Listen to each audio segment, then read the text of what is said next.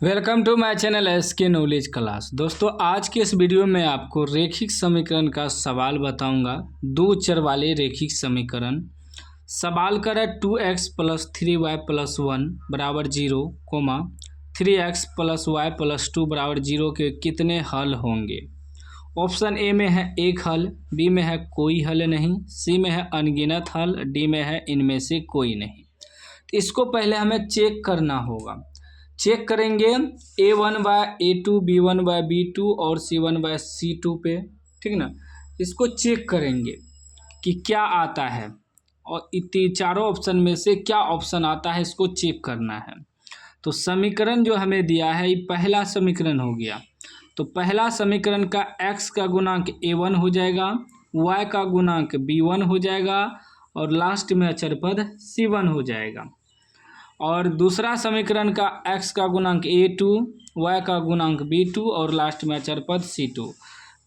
रेखिक समीकरण युग्म जब भी होता है इस रूप में होता है ax + b1y + c1, और दूसरा समीकरण जो होता है a2x + b2y + c2, इस रूप में होता है समीकरण हमेशा, ठीक ना। तो इसमें देखिए समीकरण क्या दिया हमें। पहला समीकरण 2x + 3y + 1, ये ऑब्जेक्टिव है, इसे हम शॉर्ट कोट भी बना सकते थे, लेकिन मैं आपको विस्तार से समझा रहा हूँ ताकि सब्जेक्टिव में पूछे तो आप आसानी से हल कर पाएंगे, ठीक ना। ये हो गया आपका पहला समीकरण, ठीक।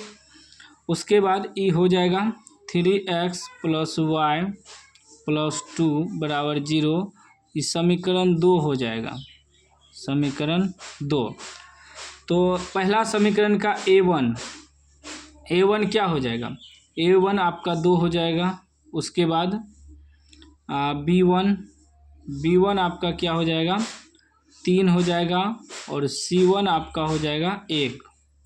फिर समीकरण 2 का A2 आपका हो जाएगा 3 और B2 हो जाएगा आपका y के बगल में कुछ नहीं है तो 1 है। उसके बाद C2 आपका हो जाएगा 2, ठीक है ना। अब हमें चेक करना है इस सूत्र से A1/A2 = B1/B2 = C1/C2। देखेंगे कहाँ तक जाता है, ठीक ना। तो A1/A2, A1 आपका कितना हो गया 2/A2 कितना हो गया 3, मतलब रखेंगे इसको, ठीक ना। इतना बटे इतना, फिर इतना बटे इतना, फिर इतना बटे इतना, देखेंगे क्या आता है। उसके बाद बराबर इतना बटे इतना 3/1। अब यहाँ देखिए इतना बराबर इसको भी रखेंगे 1/2। अब इसमें आप चेक करिए, इसमें कोमा डालेंगे, बराबर नहीं होगा, कोमा होगा। क्या होगा, कोमा, ठीक ना। इस पे चेक कर रहे हैं हम, इधर लिख देते हैं A1/A2, B1/B2, C1/C2, इस पे बैठाएं।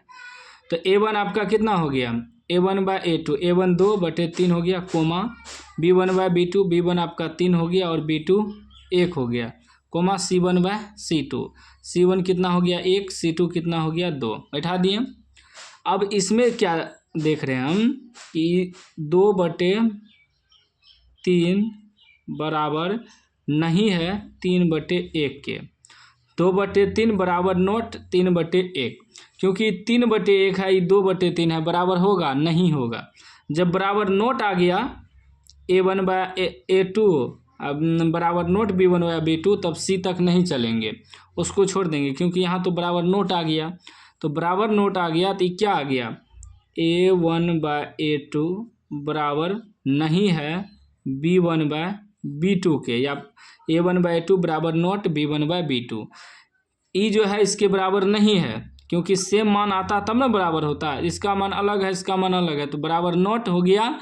तो अब क्या होगा, यहाँ देखिए, यदि A1/A2 बराबर नोट B1/B2 आता है तब क्या होता है, तब क्या होता है, संगत होगा, अर्थात इसका हल होगा और अद्वितीय होगा।